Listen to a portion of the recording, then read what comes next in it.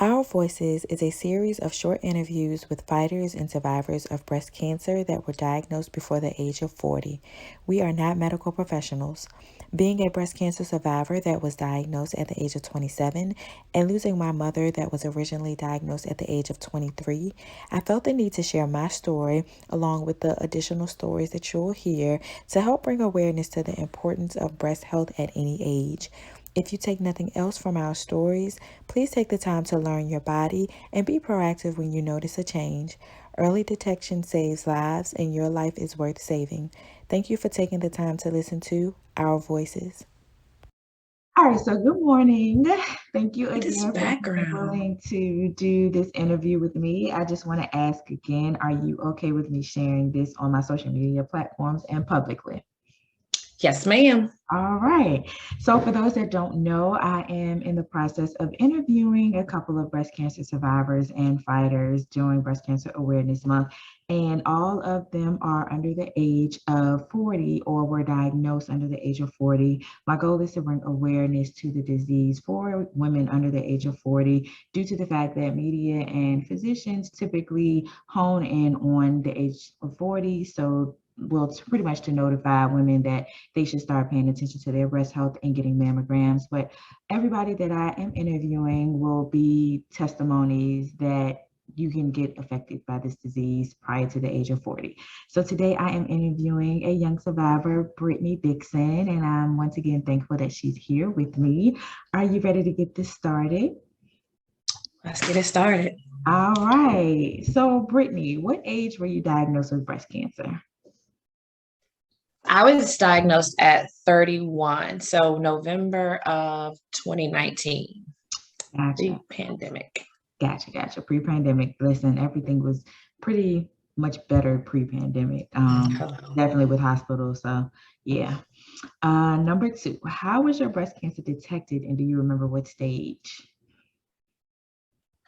So I was, at any point, let me know if I'm going in and out. I was, I will say probably in denial. I was putting lotion on one day and I felt something unusual in my right breast, small like lump to the side as I was putting lotion on. I'm chalked it. I didn't even think much of it. Mhm. I know a couple of weeks later, maybe I was laying down. I think I kind of had my arm up. It was a little bit more exposed when my arm was up, Mhm. chilling in the bed. And like at some point, must have felt my breast up. And I felt it then. And it was something that I was like, I don't know what that is. I still didn't, it didn't, I didn't, don't be me. I did not give it immediate attention. Maybe months went by. And then I had my checkup with my OBGYN, mentioned it to him, and he felt it. And his initial thing was he thought it felt like maybe a cyst. So it eased my mind, unfortunately. But he still recommended me for a mammogram. So I went and got the mammogram, and that's when it got real. It wasn't a cyst, and they told me, it's looking like a mass. Okay. So no, I said, don't believe your doctors, but clearly he recommended me for that mammogram for a reason. I went into that mammogram thinking it was a cyst and came Right. out with worse news, which was probably the most real the experience was for Mhm. me. Like the very beginning, everything else like was kind of a little bit prepared for. But I was stage 2 Okay. when I was diagnosed. Gotcha. And does breast cancer run in your family? Breast cancer doesn't run in my family. Okay. No one in my immediate family, but cysts in the breast do, so Mhm. that's another reason why. So no one in my immediate family has been diagnosed with breast cancer ever. Okay. Gotcha. Do you remember your initial thoughts and how you felt when you received the news? Um, Prior to receiving the news, I was getting signs. Mhm. I knew I had gone for the mammogram, down, got the biopsy, and yeah, we're waiting for that news after biopsy. And would see stuff on TV Okay. that I don't know. Hear me? I can hear you. I would see stuff on TV Mhm. that kind of breast cancer related. Then ironically enough, I was actually headed from Jersey to Virginia for my biopsy, and my family thought it would be better if I took the train instead of drive. Don't do that. And because they thought I would be emotional. So I took the train, but I went to work that morning, and crazy enough, I was gonna get a ride to the train station, but I didn't bring anything but clothes for home. So I asked somebody, can I borrow a pen? It was a breast cancer pen. So like these signs, that were coming to me, I think it was God's way of preparing me for the news. Right. So mentally, not only that, like your and how much your journey, your diagnosis affected me emotionally back then was like, I would say preparation too. I had never experienced that with someone. So that was an emotional thing, but all those things kind of prepped me for my moment. Right. And when I received the information, it was kind of like I already knew. Right. And I just took it in stride, thank you, Doc. And that was there's a second part to that question. Yeah. No, you're fine. Was there a second part to How did you feel when you received the news? Yeah, I felt ready. Okay. I felt ready for what was ahead, because I think God had prepped me mentally for the delivery of that news. Right. And just a little backstory for the people. Brittany's my cousin, and I was scheduled to be in her wedding, and I was diagnosed, and coincidentally, I had to get my surgery literally right before her wedding. So she asked, could she have something from me to wear at her wedding? And I gave her a breast cancer bracelet that I had. So I was literally diagnosed and couldn't be a part of her wedding, but the pictures were beautiful. So yeah, that's that part. Next question. What type of treatment did you receive, if you received treatment? And can you share a little bit about your journey, whether you did or did not receive treatment? So I did not have to do chemo or radiation. I didn't do anything before surgery, and I didn't have to do either of those after surgery. I was, of course, recommended to go to an oncologist. The oncologist, talks to you about fertility, and another thing was she recommended an estrogen-based blocker, a pill, tamoxifen, I believe, to take post-surgery. And what I can say for me is, like, I followed my gut this entire process. So when I say that, like, I had a mass. Okay, do you want to get all the tissue removed, or do you want to that mass removed? So I also had, unbeknownst to me prior to surgery, some precancerous cells in another area in the same breast. But I chose, all my doctors were in Virginia, I live in New Jersey. I chose to get another biopsy in New Jersey.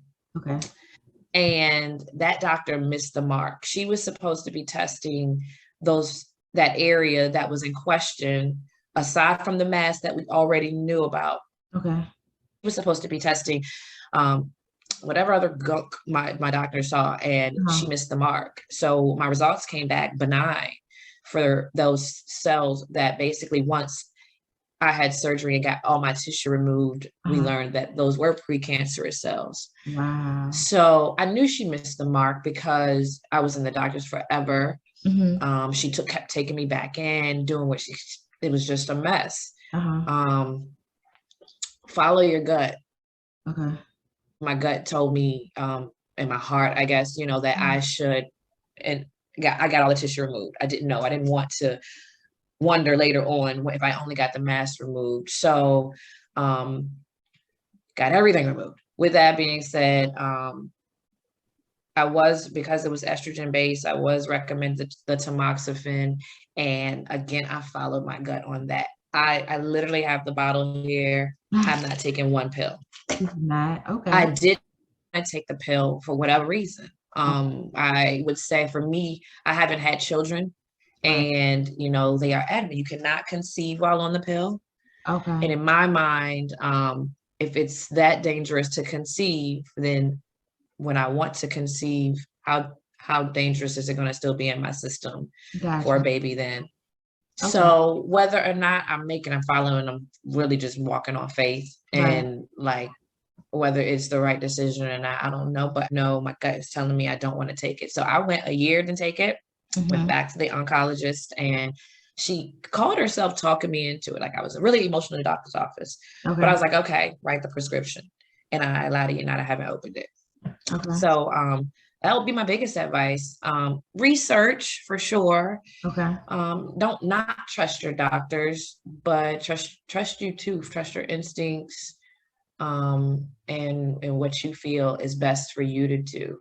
Gotcha, gotcha. So yeah, so you pretty much answered my last question. If you could share anything or recommend anything, what would you do? And I took from that trust your gut, which I definitely understand.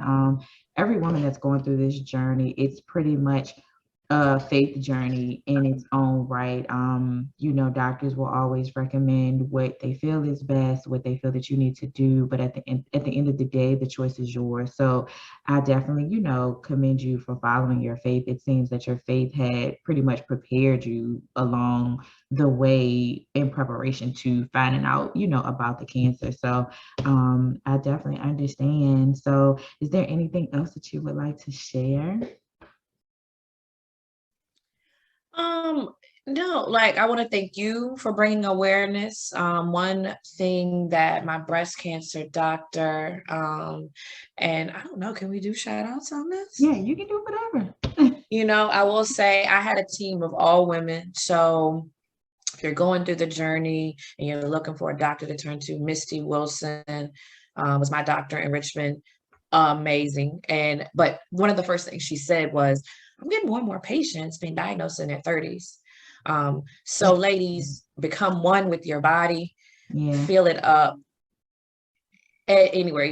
I didn't do self exams in the shower. I didn't Right. do it. So if you forget to do it, then take a moment to feel, and lift your arm up, feel your breasts, and just become one with your body and know when something's not right, because early detection will save your life. I will probably be the first to say, if I had not at 31 felt what I felt, if my breasts, say, for example, were bigger and I couldn't feel it, I don't know that I would have made it to 40 to get that first mammogram. Right. So feel them up no matter the size, and know your body. And that's the best advice I can give to someone going through or think they feel something or what have you. And I'll say to those who have not experienced it to be mindful. I didn't tell many Mhm. people.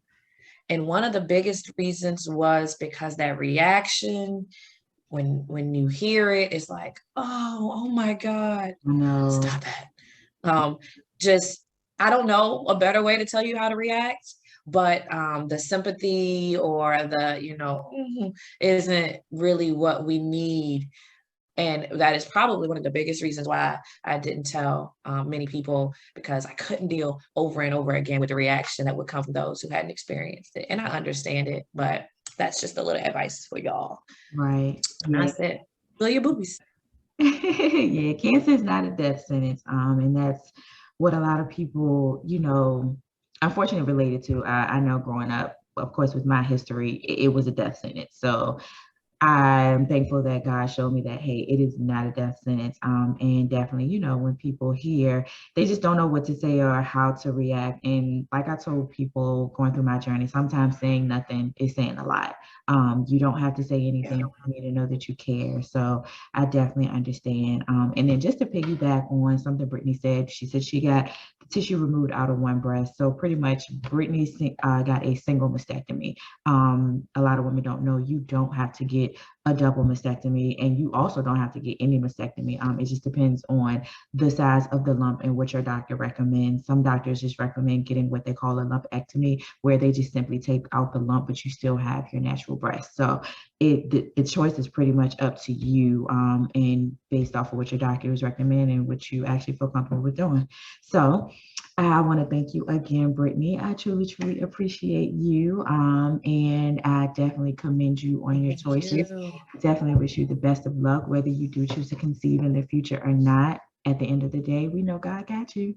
So I hope that you have a wonderful Yes, ma'am. future. All right, girl. Thank you. Bye. Thank you. And thank you for this platform you're building to raise awareness to us as young folks who have gone through this experience. So love you. Love you too. Bye. Bye.